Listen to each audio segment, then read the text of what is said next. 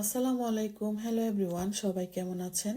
আমি আপনাদের আজকে লন্ডনের একটা সিনেমা হল দেখাবো। এটা হচ্ছে সিনেমা হলের ভিতর থেকে বাইরের দৃশ্যটা দেখতে খুব সুন্দর লাগছিল। আর একটু সামনে গিয়েই এখানে টিকিট কালেকশন করতে হয়। এই তো এখানে। তারপর এখানে যে সিনেমাগুলো ওরা প্লে করবে সেই সিনেমাগুলোর লিস্ট দেওয়া ছিল, কখন কোনটা প্লে করা হবে। 2 বছর আগে যে সাকিব খানের প্রিয়তমা মুভিটা রিলিজ হয়েছিল, সেই প্রিয়তমা মুভিটা দেখতে গিয়েছিলাম এই সিনেমা হলে। তো পাশে অনেক বড় করে সিনেমা ওয়ার্ল্ডের লেখা ছিল, এখানে আমরা অনেক ছবি টবি তুলি। আমার বড় ছেলে খুব মন খারাপ করে দাঁড়িয়েছিল, কারণ ও বাসা থেকে অনেক উৎসাহ নিয়ে এখানে আসছে সিনেমা দেখার জন্য। কিন্তু এখানে এসে শুনি বাচ্চারা সিনেমা দেখার জন্য এলাও না। তারপর আমাদের সাথে আরো একটা পরিবার ছিল, আমরা একসাথে আসছি।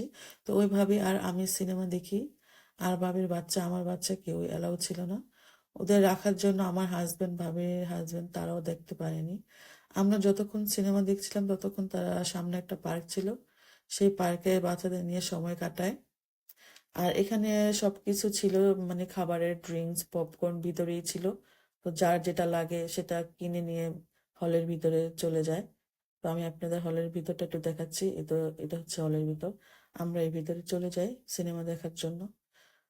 তো এই ছিল আজকের ভিডিও। সিনেমা হলটি সবার কেমন লাগলো কমেন্টস করে জানাবেন। সবাই ভালো থাকবেন। আল্লাহ হাফেজ।